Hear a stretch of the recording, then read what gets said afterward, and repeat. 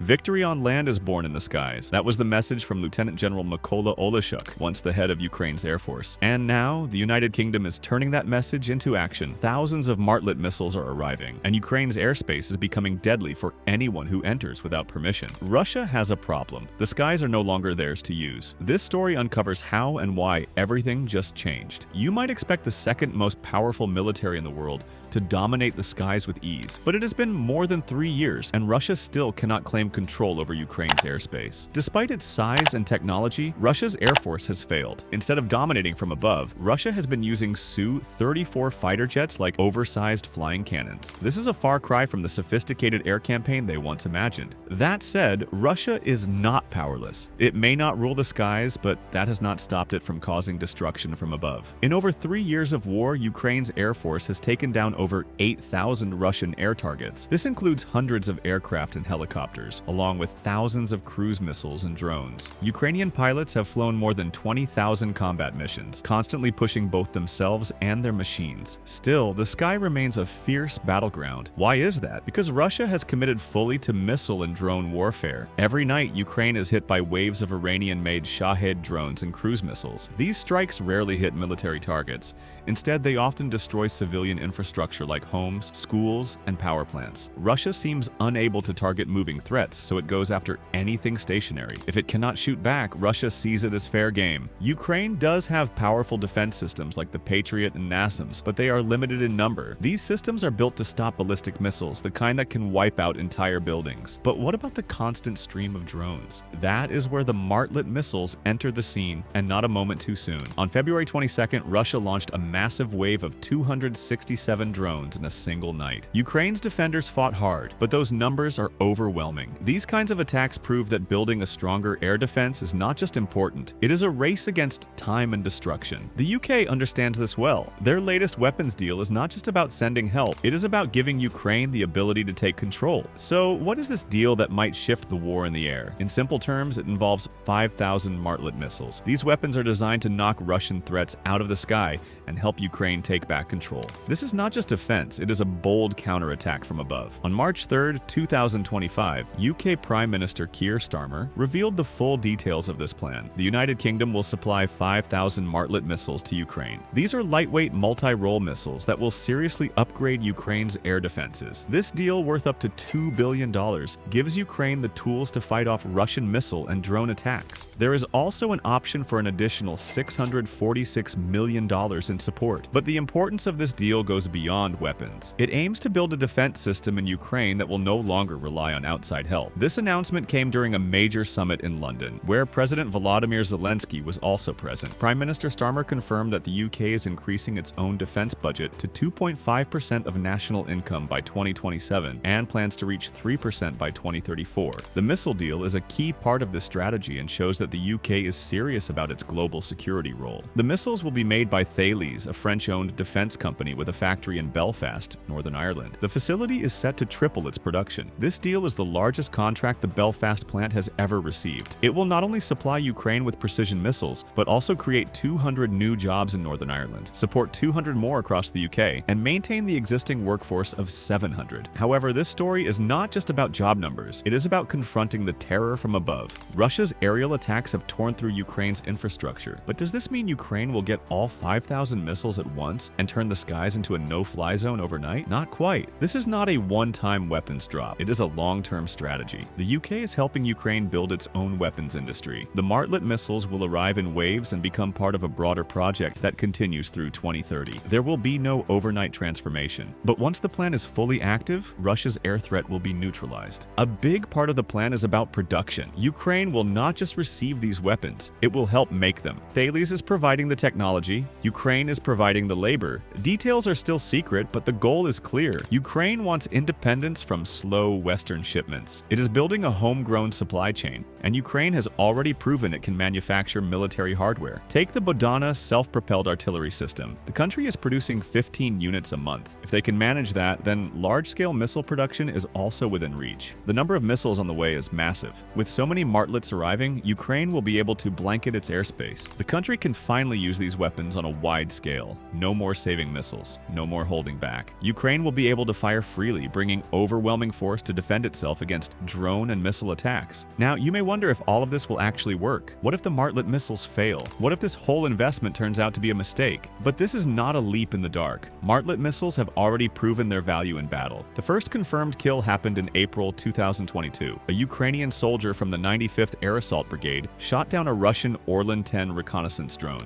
At first, people thought it was a different missile, but footage showed the truth. A soldier locked on, fired, and watched as the drone exploded in the sky. Cheers erupted from his unit. It was a powerful message. Ukraine was ready to fight. Just 2 months later, in June 2022, the Martlet struck again. This time, it brought down a Russian Ka-52 Alligator attack helicopter. This heavily armed machine was one of Russia's best, and yet a single Martlet missile ended its mission. That confirmed the missile's status as a real threat. Then came the drones. Russia launched wave after wave of Shahed 136 drones in 2023. These attacks aimed to destroy Ukraine's cities and exhaust its defenses. But Ukraine had an answer. By the end of 2023, Martlet missiles had taken out 213 drones, according to a commander in Kyiv. The Martlet did not only stop the Iranian-made Shaheds, it also brought down Lancets and Orlans. It kept swatting them out of the sky. In November 2023, Russia tried a massive strike with 75 drones in one night, but Ukraine intercepted most of them using Martlets and other systems. In 2024, the missile claimed another major victim. A Russian Su-30SM fighter jet meant to stop Ukrainian F-16s and destroy U.S. landing craft was taken down mid-attack. The Martlet had shown again it was more than up to the task. By now, the missile was essential to Ukraine's survival plan. So, in 2025, the UK doubled its efforts. On January 10th, it invested $210 million to increase Martlet production and pledged to send another 650 missiles by year's end. This was just the beginning. It was the first wave of the 5,000 missile promise. Clearly, this is not just any missile. The Martlet is now a feared predator in Ukraine's skies. It has taken down drones, helicopters, and fighter jets. What makes it so dangerous? Let's explore the tech behind this nightmare for Russian pilots. Originally, the missile was created to meet the UK's need for a lightweight air-to-surface weapon. It was designed for Royal Navy helicopters, but what began as a sea weapon became a deadly force in the air. In a place like Ukraine, filled with drones, the Martlet has found new purpose. At just 28.66 pounds and 4.27 feet long, it may seem small, but it packs a powerful punch. Its dual-mode seeker allows it to track and destroy moving targets with high accuracy. And the best part, jammers do not work on it. Instead of using heat sensors, the Martlet rides a laser beam. This makes it almost immune to electronic warfare. Flares will not confuse it. Once it locks on, it stays locked. Its true strength lies in its flexibility. The missile can be launched from helicopters, ground systems, or ships. The British Army uses it on Stormer vehicles. The Royal Navy has tested it on warships.